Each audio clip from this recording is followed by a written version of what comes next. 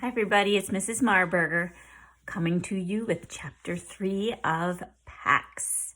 Chapter 2 left off with Peter packing his bags and he was heading out to go find Pax without his grandfather knowing. Sneaky. Pax was hungry and cold, but what had woken him was a sense that he needed cover. He blinked and edged backwards.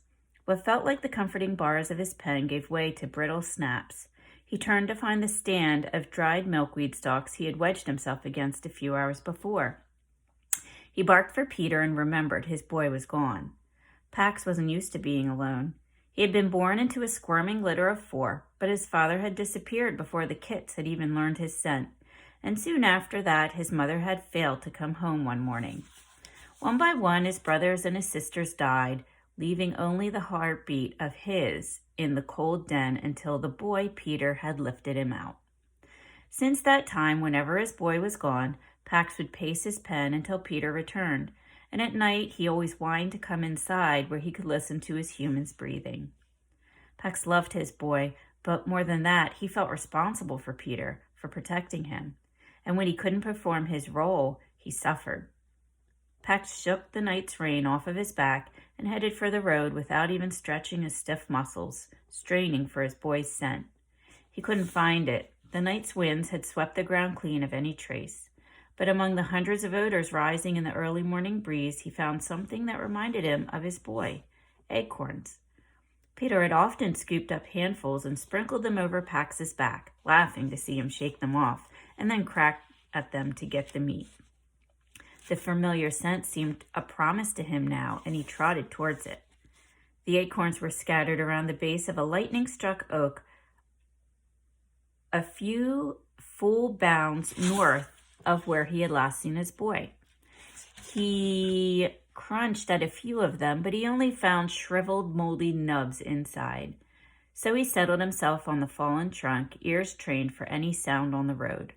And while he waited, Pax licked his dry fur and clean, taking comfort in the lingering Peter scent he found there.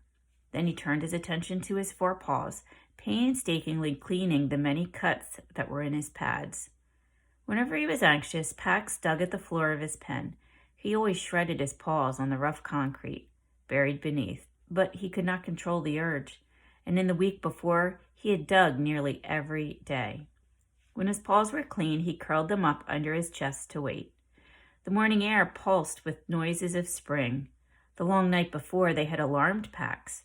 The blackness had quivered with the rustle of night prowlers, and even the sounds of the trees themselves, leaves unfurling, sap coursing up new wood, the tiny cracklings of expanding bark, had startled him over and over as he waited for Peter's return.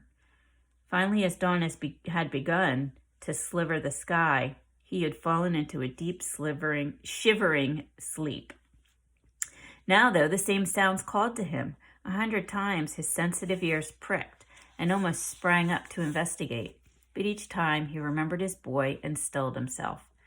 The humans had good memories, so they would come back to this spot, but they relied on sight alone, all of their other senses being so weak.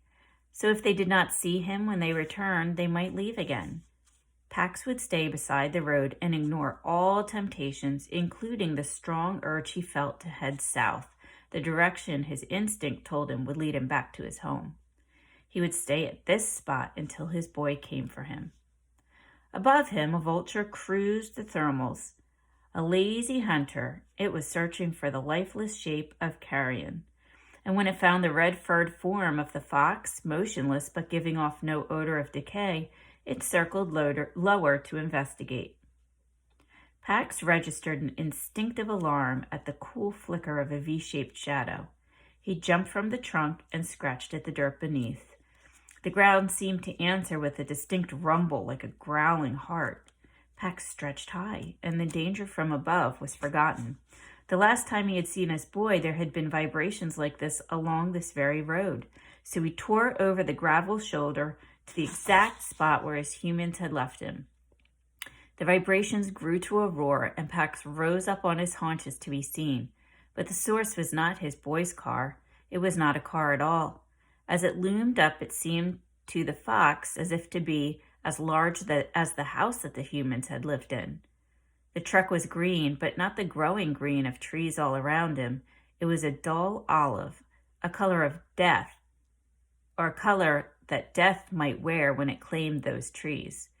The same dull olive of the toy soldier the fox had caught in the milkweed stalks.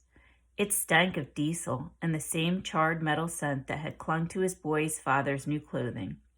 In a cloud of dust and sprayed stone, the truck charged past, followed by another and another. Pax bounded away from the road. The vulture soared up and away with a single beat of its wings. And that is the end of chapter 3.